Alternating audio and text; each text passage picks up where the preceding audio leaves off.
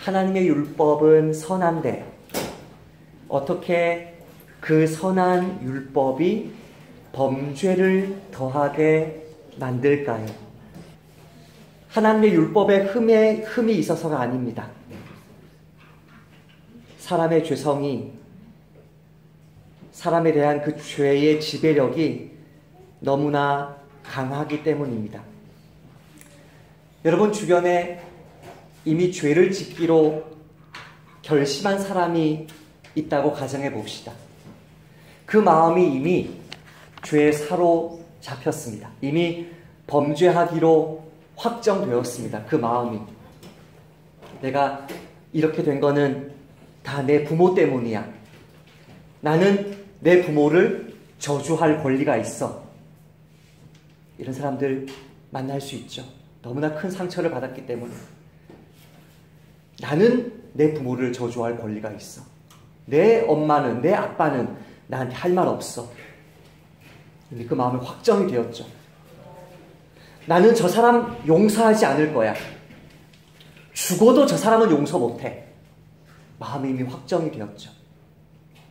그 여자, 그 남자, 임자 있건 없건 나는 저 사람 마음 빼앗고 말 거야. 무서운 음람이 실제합니다. 지금 실제합니다. 전 많이 봅니다.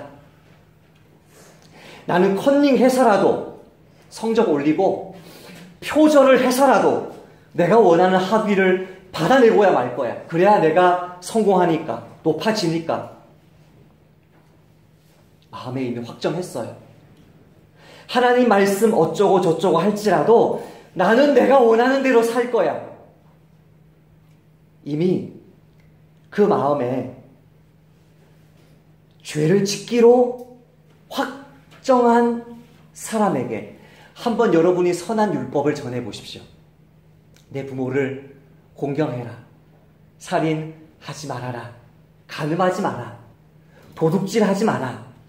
내 이웃에 대해서 거짓말하지 마라. 내 이웃의 어떤 소유든 탐내지 마라. 여러분이 그분들에게 하나님의 어떤 선한 계명을 알려줄지라도, 아무리 예의 바르게 알려줄지라도, 아무리 겸손하게 알려줄지라도 여러분은 그의 화를, 이미 죄짓기로 결심한 그의 화를 피할 수 없습니다. 거룩한 것을 개에게 주지 말며 너희 진주를 돼지 앞에 던지지 말라. 그들이 그것을 발로 밟고 돌이켜 너희를 찢어 상하게 할까 염려하라. 잠언 말씀인데요. 거만한 자를 징계하는 자는 도리어 능욕을 받고 악인을 책망하는 자는 도리어 흠이 잡히느니라.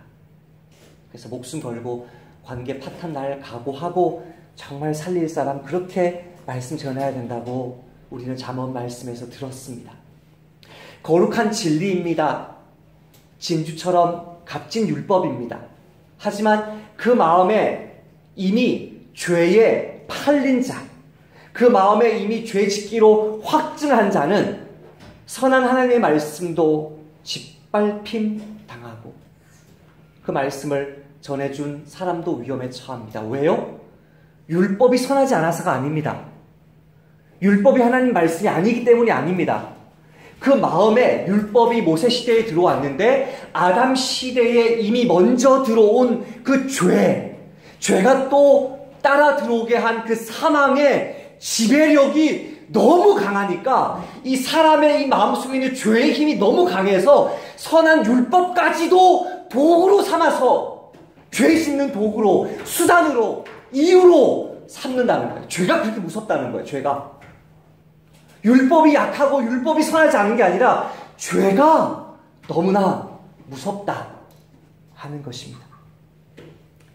유다 왕국이 멸망하기 직전 여호야김 왕 때에 하나님의 말씀이 예레미야에게 이렇게 임합니다. 예레미야야, 너 언제 선지자로 부름받아서 언제 말씀 사역 시작했냐? 요시야 왕 때 아니냐? 이 여호야김 왕이 요시야 왕의 아들인데요. 너 그 요시야 왕 때부터 내가 너에게 전한 그 말씀 다 기록해라. 책에 다 기록해서 이 유다 가문에게, 유다 민족에게 그 말씀 전해주어라. 그러면 내가 그들에게 내리려 하는 이 모든 재난을 듣고 각기 악한 길에서 돌이키리니 그리하면 내가 그 악과 죄를 용서하리라. 예루살렘 성전에, 하나님의 거하신 성전에 우상들을 쌓아놓고 거기에 분향한 죄입니다. 이스라엘 백성들 예루살렘의 무죄한 자의 피를 가득 흘린 죄입니다. 이거 하나님이 듣고 회개하며 용서한다? 그토록 자비하게 하나님이 용서하겠다고 말합니다. 하나님이 기대하신 것은 유다 민족의 회개입니다. 하나님이 바라시는 것은 그들을 무조건적으로 용서하는 겁니다. 그런데 유다 왕 여호야김이 또 그 주변에 있는 다수의 신하들이 어떻게 반응합니까? 하나님의 말씀이 선포되는 족족 그 두루마리를 찢어서 불에 태워버립니다. 아마도 이것은 타종교인, 불교도나 이슬람, 무슬림 말할 것도 없고 자신의 경전을 생명처럼 생각하는 타 종교인이 봐도요, 이것은 충격입니다. 충격. 이스라엘 역사 속에서 가장 수치스럽고 가장 충격적인 이 장면이 사실은 저와 여러분에게 또 일어날 수 있는 일입니다.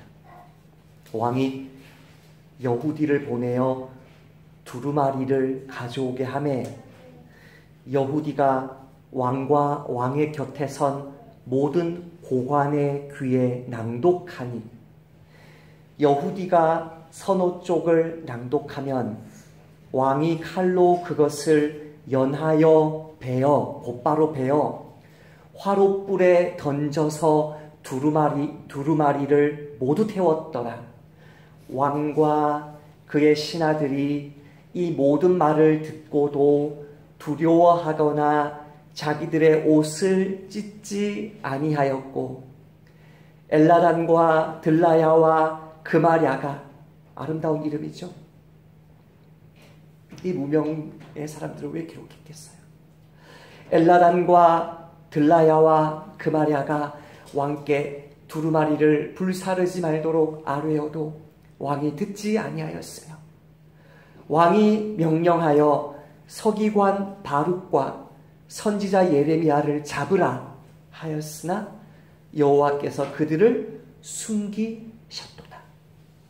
율법이 들어왔는데, 선한 율법이 들어왔는데 범죄가 더 늘어난 것은, 더 심각해지고 더 많아진 것은 그 선한 율법까지도 칼로 족족 베어서 불에 던져버릴 정도로 악독하고 거짓된 그 죄의 힘 때문이죠. 사랑하는 나그네 교회 성도 여러분, 우리는 명심해야 됩니다. 죄는 단순히 선의 결핍이 아닙니다. 선의 결핍도 죄이긴 합니다. 혜영이를 사랑해야 되는데 진정으로 사랑하지 못하면 부족한 거죠. 선을 행할 줄 알고도 행치 아니하면 죄라고 하셨기 때문에 선의 결핍도 죄이긴 합니다. 그러나 선의 결핍이 전부라고 말하는 사람은 아직도 죄가 무엇인지 모르는 사람입니다. 죄는요, 악과 거짓을 사랑하는 실제 힘이고요, 사람을 사망으로 빠뜨리는 실제로 속박하는 권세입니다. 오늘도 죽음을 두려워하는 사람들을 위해 왕으로 군림하고 있는 진짜 힘이 죄입니다. 죽는 순간까지 죄는요, 자기가 사로잡고 끌고 가고 있는, 사망으로, 지옥으로 끌고 가고 있는 사람으로 하여금 자기가 지금 죄에 사로잡혀 있다는 사실을 모르게 합니다. 이거 알면 다른 종교를 찾죠. 이거 알면 복음 앞에 반응하죠. 죽는 순간까지 자기가 죄에 속고 살아왔다는 사실을 모르는 사람이 정말 많을 정도로 죄는 자기에게 종노릇하는 사람들의 인생을 파괴하되 기만적으로 파괴합니다. 기만적으로. 부자와 나사로 비유의 그 부자를 우리는 잘 알고 있습니다. 한 부자가 있어 자색 옷과 정말 최고급 슈트겠죠? 자색 옷과 고운 베옷을 입고 날마다 호화롭게 즐기더라. 야, 저택, 매너, 저택이 있습니다. 예? 우리나라 빌라, 저택이 있습니다. 매너가 있습니다. 어마어마한 럭셔리한 옷을 입습니다. 산의 진미를 먹습니다. 그것도 날마다 호화롭게 즐기면서 먹습니다. 성공한 인생이라 확신했습니다. 그런데 죽고 나서 불 가운데 떨어진 뒤에 아브라함이 이렇게 말합니다. 얘야, 너는 살았을 때에 좋은 것을 받았고 나 사로는 고난을 받았으니 이것을 기억하라. 이제 그는 여기서 위로를 받고 너는 괴로움을 받느니라. 예수님 믿고 안 믿고 따라서 지옥 천국이 아니라 부자로 살다가 혹은 가난하게 살다가 지옥에 간 것처럼 말하기 때문에 개신교 성도들이 이걸 보면서 혼란스러울 수 있지만 혼란스러울 생각 전혀 없습니다. 이 사람들의 신앙에 대해서 말하지 않았습니다. 이 사람들의 그 신앙이 어떤 삶으로 나타났는가를 말했습니다. 부자는 뭐에 속았습니까? 아, 이 땅의 성공이 저주일 수 있구나. 내가 속았구나. 이 땅에서 10억, 100억, 1000억, 1조, 10조 벌면 성공한 인생인 줄 알았는데 이 땅의 성공이 저주일 수 있구나. 속았구나. 속은 지 언제 알았습니까? 죽고 나서 알았습니다. 부모의 유산 문제로 형제와 다투는 자에게 하나님, 예수님 내 유산 좀 잘 나눌 수 있도록 좀 그 친구에게, 내 형에게 말씀 좀 해주세요. 그 사람에게 예수님이 어떤 비유를 들어주는데 역시 부자 비유입니다. 이 부자가 어떻게 속는지 한번 보세요. 또 내가 내 영혼에게 이르되, 나의 존재에게, 내 영혼에게 이르되, 영혼아, 여러 해 쓸 물건을 많이 쌓아두었으니 평안히 쉬고 먹고 마시고 즐거워하자 하리라 하되. 매튜의 설교가 생각이 납니다. 하나님의 최고급 저택을 다 지어 놓았는데 그 저택 마련하려고 한평생 그거 위에 사시냐고. 내 영혼에게 이르되, 영혼아, 여러 해 쓸 물건을 많이 쌓아두었으니 나의 주식, 나의 비트코인, 나의 계좌, 나의 적금, 예금 어마어마한 게 쌓여 있으니 이제는 좀 즐겨보자. 이 부자가 뭐에 속았습니까? 내 인생은 나를 위한 것이라고 확신했습니다. 나, 내 영혼, 내 인생, 나를 위한 내 인생이구나. 하나님은 이르시되, 어리석은 자여, 오늘 밤에 내 영혼을 도로 찾으리니 그리하면 내 준비한 것이 누구의 것이 되겠느냐 하셨으니, 누구의 것이 되기는요, 내 자식 것이 되지요 라고 생각하는 사람은 본문을 잘못 읽은 것입니다. 문맥을 잘 보세요. 자기에게 부요하고 하나님께 인색한 자에 대해서 말하는 거거든요. 이 네가 준비한 것이 누구의 것이 되겠느냐, 네 목숨 취해서라도 내 것 가져가겠다, 그 뜻입니다. 내 자식에게 물려준다는 말이 아닙니다. 아, 내 인생은 하나님 것이었구나, 내가 속았구나, 내가 속았구나. 죄는요, 사람을 사로잡고 그 인생 망가뜨리되 기만적으로 망가뜨립니다. 기만적으로. 톨스토이의 중편 소설 중에 이반 일리치의 죽음이라는 소설이 있습니다. 그 이반 일리치는 성공한 판사입니다. 몇천 루블을 받는 최고의 제정 러시아 말기의 최고의 자수성가한 사람입니다. 3명의 형제들 중에 중간이었습니다. 3명의 형제들 중에 중간이니까 뭐 특별한 사랑 많이 못 받았을 수 있겠죠. 장남은 장남대로 기대를 많이 했고 막내는 막내대로 애지중지하니까 장남은 그 부담 때문에 기대에 못 미치고 막내는 애지중지하니까 그냥 어긋나 버리고 이도 저도 아닌 중간 이 친구는 나 스스로 성공해야 되는구나 이렇게 해서 열심히 일하고 공부하고 성공합니다. 점점 법률가로서 성공합니다. 성공하면 할수록 처음에는 법원 서기에서 작은 법원 판사에서 고등법원 판사까지 계속 승진 또 승진합니다.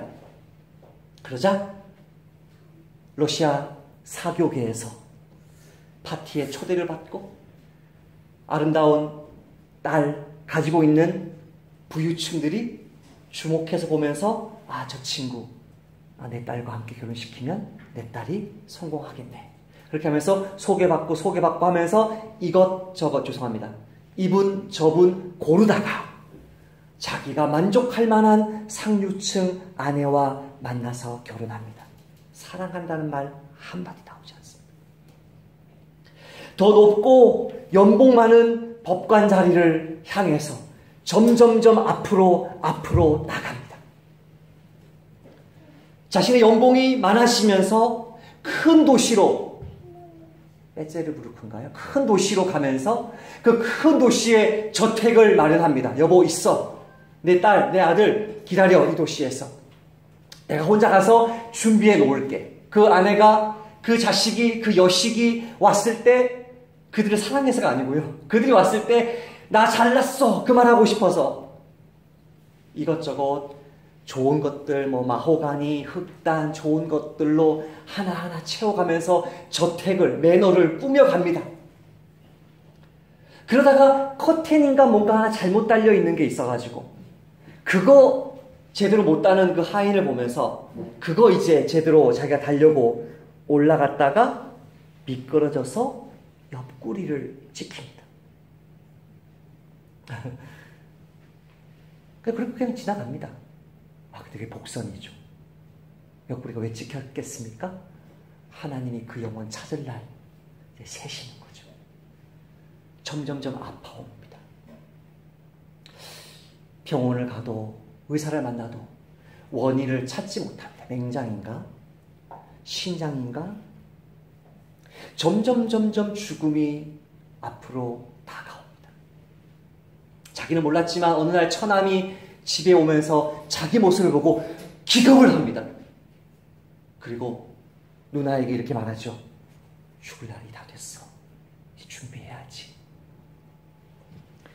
이 소설은 이반 일리치가 죽은 장례식에서 1장이 시작되면서 그 뒤로 죽기까지 과정을 2장부터 보여주는데 그 1장에서 많은 동료 판사들이 오지만 그 동료 판사들이 관심 가지고 있는 것은 이반 일리치가 죽었다고?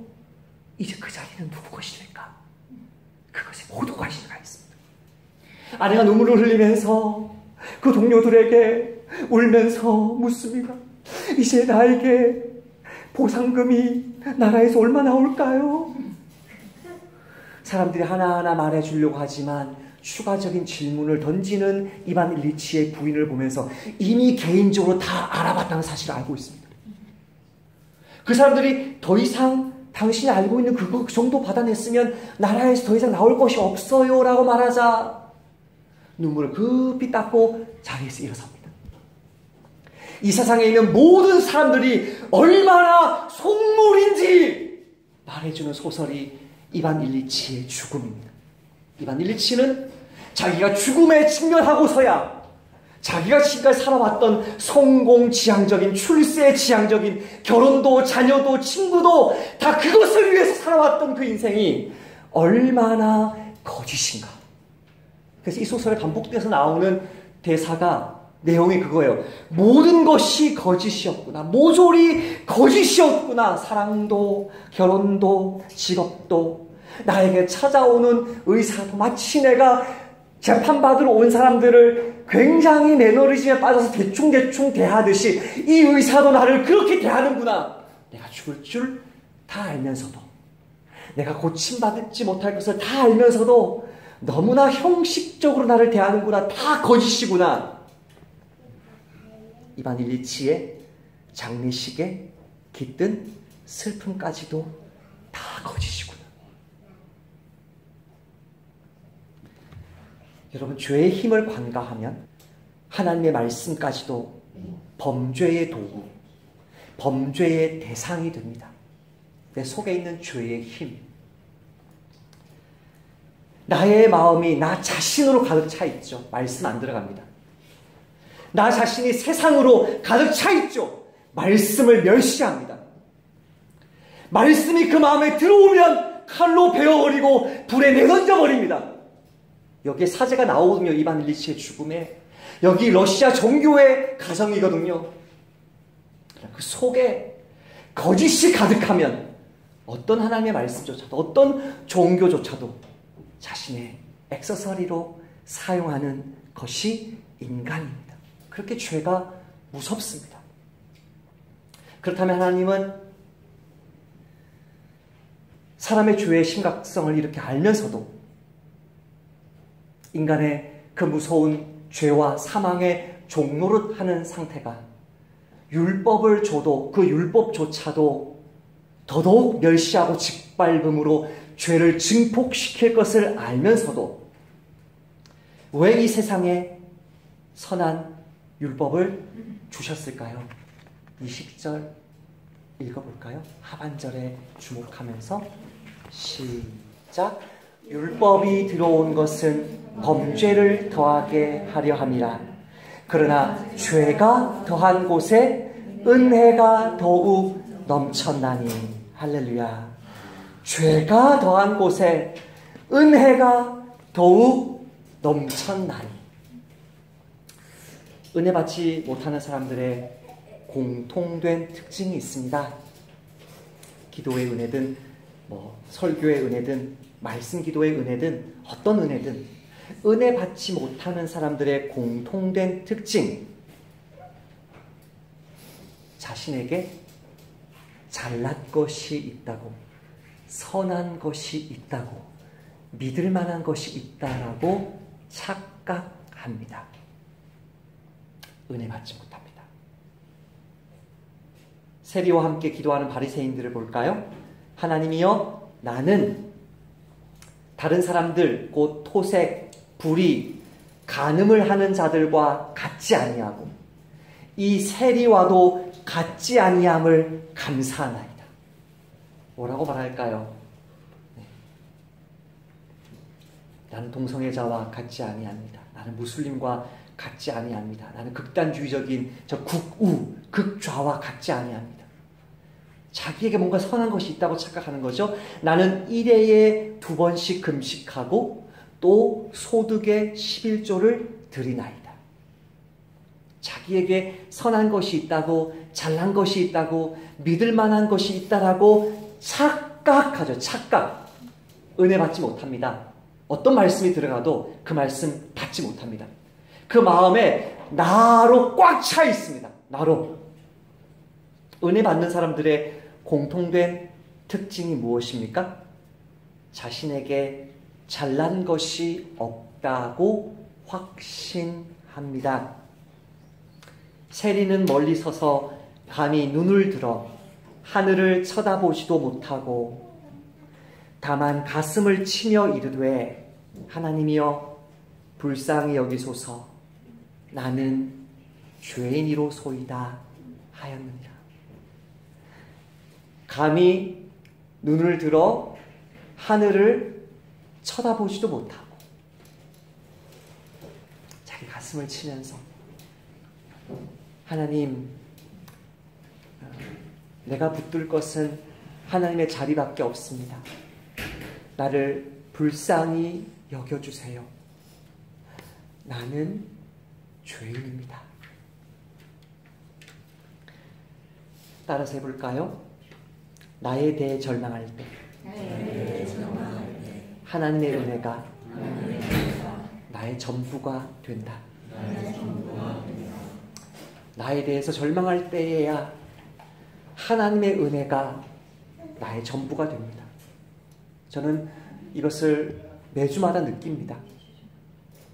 사람들과 신방할 때도 느끼고, 아침에 말씀 기도를 시작할 때도 느끼고, 설교할 때도 정말 많이 느낍니다. 여러분은 저의 설교, 주일 설교를 어떻게 생각하는지 제가 잘 모르지만, 저는 주일 설교와 금요일의 설교를 자주 비교해 봅니다. 그리고 이 말씀, 나에 대해 절망할 때 하나님의 은혜가 나의 전부가 된다는 이 말씀을 쓰면서 다시 한번 이게 정말 사실이구나를 생각을 했습니다. 저는 주일 설교에 10배는 더 많이 제 시간과 에너지를 쏟아붓습니다. 그런데 주일 설교와 비교할 때 금요 기도의 설교는 제가 거의 매번 오후 6시에 설교를 준비합니다. 그러니까 1시간 딱 준비해, 1시간. 원고도 없습니다. 1시간 그냥 성경에 끄적거립니다. 절박한 마음으로 합니다. 특히 언제 절박해지냐면 금요일 오후 6시에 금요 기도의 설교를 시작하기 직전까지 주일 설교 메시지가 나오지 않았을 때, 반주하는 해영자매에게 찬송가를 줄 수 없을 때 절박합니다. 정말 죽겠습니다. 너무 절박합니다.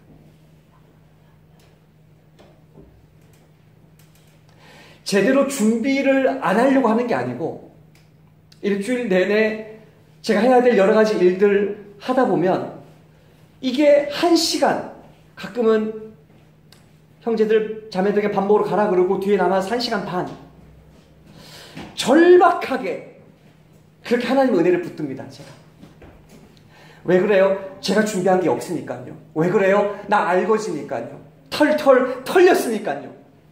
내 영혼이 너무나 곤고하니까요. 그러니까 금요 기도회 설교를 지난 몇 달간, 수개월간 했지만 한두 번, 두세 번 제가 불만족스러운 때는 있었지만 주일 설교만큼 많이 불만족스러웠을 때가 없습니다. 더 많이 준비하고, 더 철저히 준비하고, 더 많은 시간을 쏟아 부었는데도 알거지로, 빈털터리로 하나님 도와주세요 라고 그렇게 나아갈 때 주일 예배 때보다 훨씬 많이 저 자신에게 만족하고 하나님 제 마음에 눈물을 주십니다. 이게 무슨 말입니까? 죄가 더한 곳에 은혜가 더욱 넘치는 것입니다.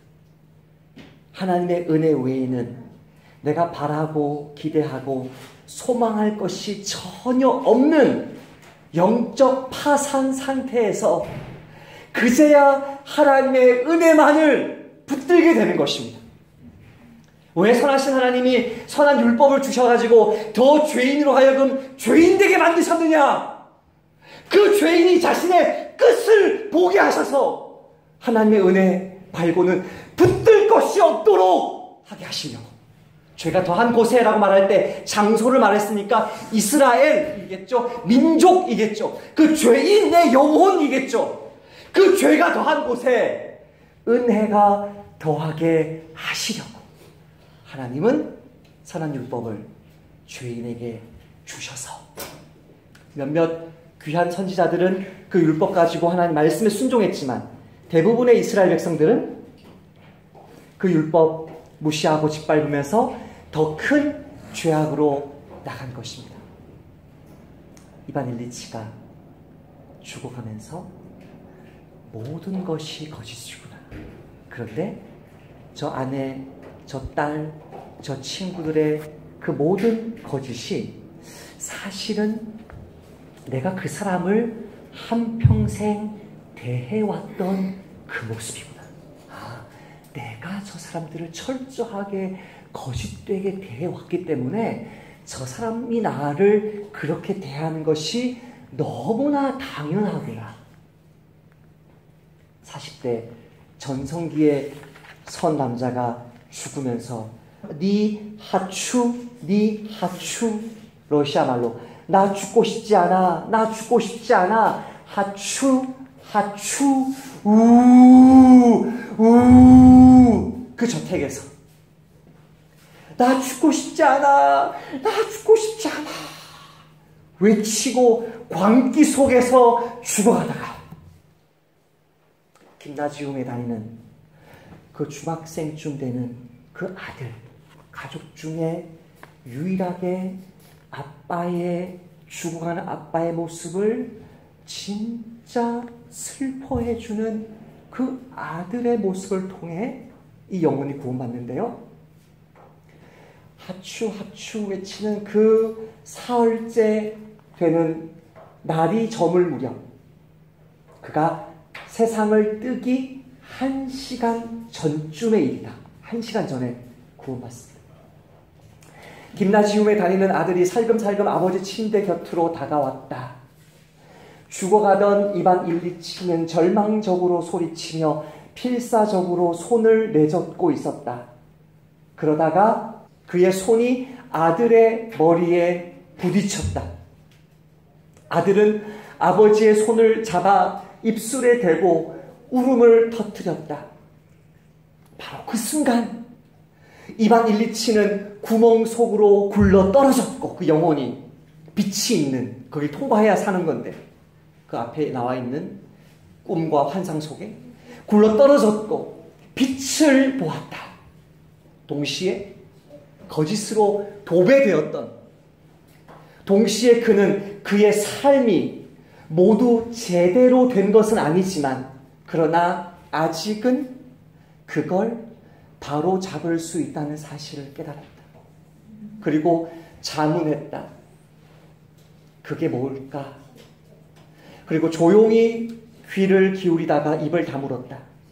바로 그때 누군가 그의 손을 잡고 입 맞추는 것이 느껴졌다. 그는 눈을 뜨고 아들을 보았다. 아들이 너무나 안쓰러웠다.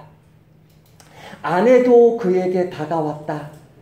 그는 아내를 바라보았다. 아내는 입을 크게 벌린 채 코와 뺨에 흘러내리는 눈물을 주체하지 못하고 절망적인 표정으로 그를 바라보고 있었다. 아내도 불쌍했다. 아내가 정말 혐오스러웠거든요. 지금까지. 그래, 그랬구나. 내가 이 모두를 내가 괴롭히고 있었구나. 그는 이렇게 생각했다. 모두 참으로 안 됐어. 하지만 내가 죽으면 훨씬 나을 거야.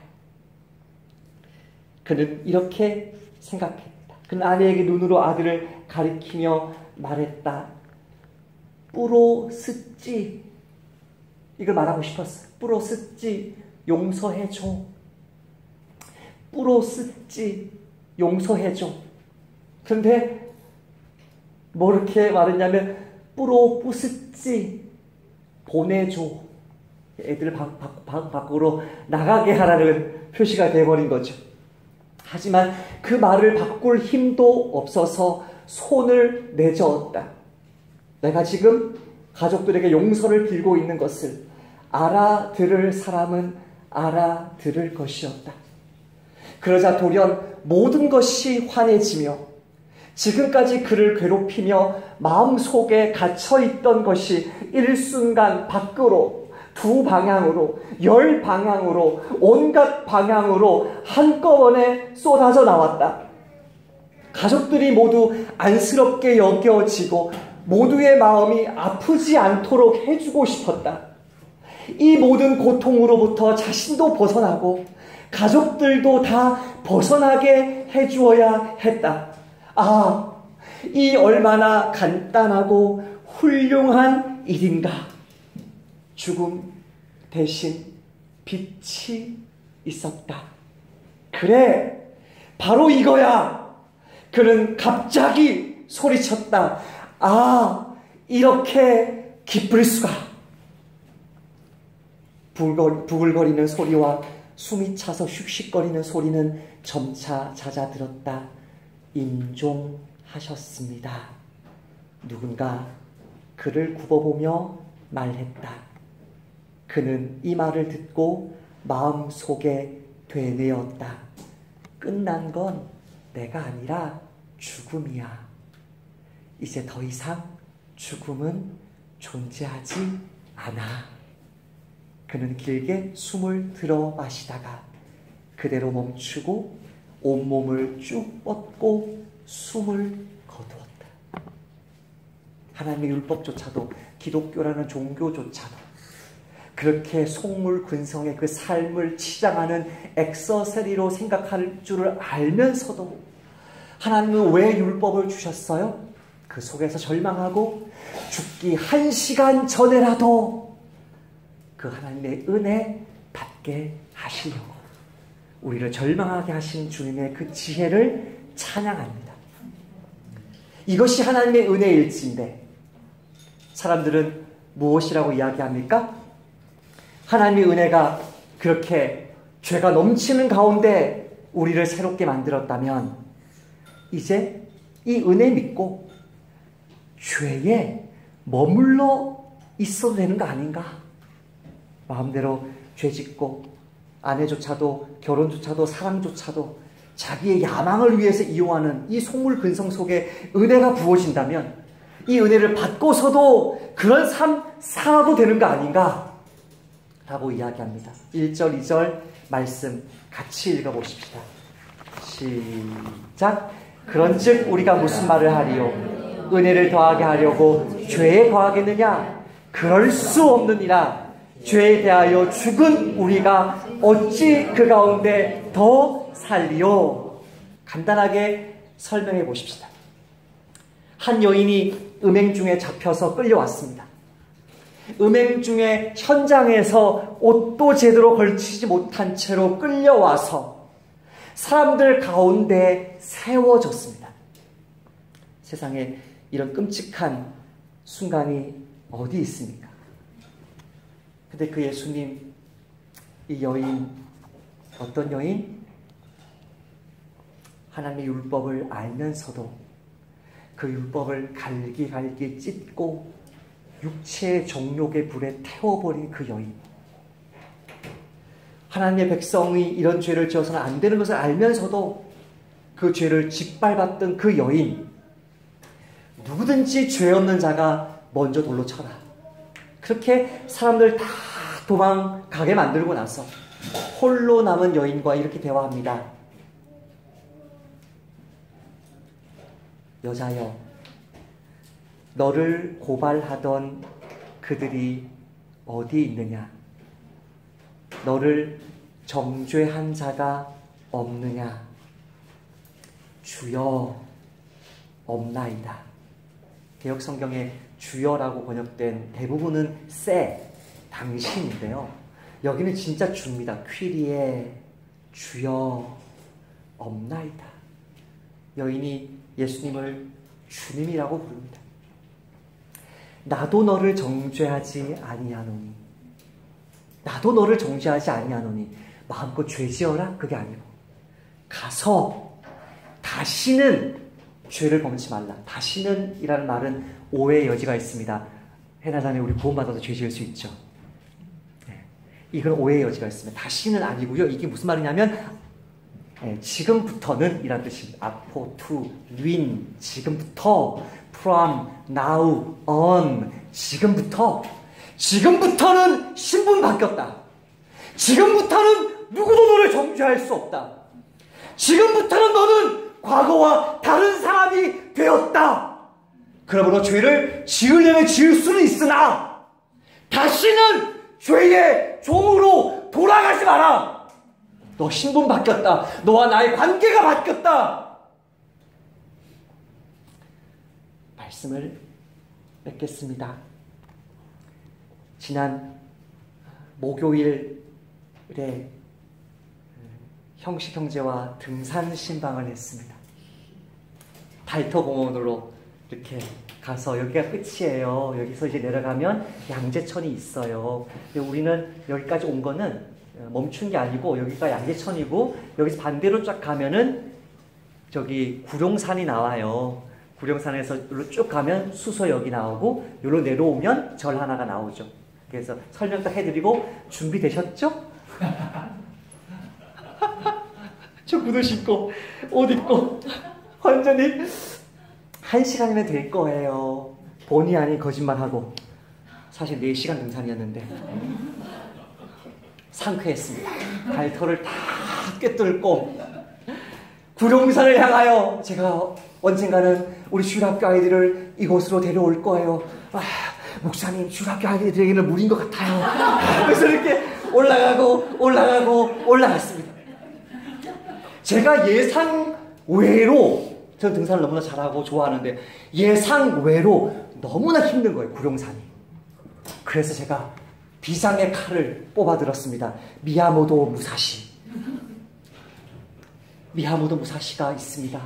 일본의 유명한 소설입니다. 중학생 때 미야모토 무사시의 그 소설을 읽었는데 아직도 그 마지막 장면이 잊혀지지 않습니다. 미야모토 무사시가 일본 전역에 있는 모든 검객들과 함께 대결하러 갑니다. 그래서 다 쓰러뜨립니다. 그 친구 이름이 기억나지 않지만 나는 제비를 등에 있는 칼로 뽑아서 반 조각을 내는 그 친구까지도 미야모토 무사시가 배 젓는 노를 깎아서 이깁니다. 그러나 마지막 미야모토 무사시 앞에 죄처럼 거대한 산이 막아섭니다.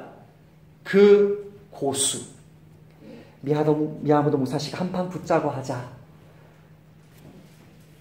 국화 하나를 잘라서 국화 하나를 전해줍니다. 미야모토 무사시 국화의 그 잘린 그 끝을 보면서 절망합니다. 이것을 어떻게 잘랐단 말인가? 이거는 내가 넘지 못할 산이구나. 절망합니다. 마침 그때 미야모토 무사시는 부상으로 발등이 엄청나게 골마 있었습니다. 어떻게 할 것인가? 돌아갈 것인가? 포기할 것인가? 형식 형제한테 이야기했습니다. 미야모토 무사시는 포기하지 않았습니다. 미야모토 무사시는 후지산인가 그 높은 산을 그 퉁퉁 부은 발로 쩔뚝거리면서 기면서 올라갔습니다. 그래서 마지막 정상에 서서 이야 외칠 때 그 발에 있는 고름이 터져 나오면서 미야모토 무사시가 그 사람을 넘어섰음을 그 소설은 이야기했습니다. 우리도 물러서면 안 됩니다. 땀 뻘뻘 나면서도 물러서면 안 됩니다. 이거는 우리가 넘어야 될 산입니다. 형식 형제가 넘어야 될 산. 형식 형제를 목양하는 내가 넘어야 할 산. 저와 여러분이 이미 그 죄짐을 끌어내셨기 때문에 다시는 뒤로 돌이키지 않고 본향으로 하나님 나라로 천국으로 전진하고 전진해야 될 그 산입니다. 주님은 우리에게 이렇게 말합니다. 너희에게 뭐가 필요하다? 인내가 필요하다. 인내. 돌아가고 싶죠? 중간에 그냥 내려와 버리고 싶죠? 그냥 다 포기하고 싶죠? 너희에게 인내가 필요하면 너희가 하나님의 뜻을 행한 후에 약속하신 것을 받기 위함이라. 잠깐 후면 오실 이가 오시리니 지체하지 아니하시리라. 나의 의인은 믿음으로 말미암아 살리라. 또한 뒤로 물러가면 내 마음이 그를 기뻐하지 아니하리라 하셨느니라. 우리는 형신형제와 저와 우리 나그네 교회는 뒤로 물러나 멸망할 자가 아니요 오직 영혼을 구원함에 이르는 믿음을 가진 자니라. 앞으로 어떤 시련이, 어떤 절망이, 어떤 두려움이 여러분 앞에 산처럼 가로막더라도 정상을 향해, 그 너머를 향해 전진하고 또 전진하는 철로 역정의 공동체 되시기를 주님의 이름으로 축복합니다.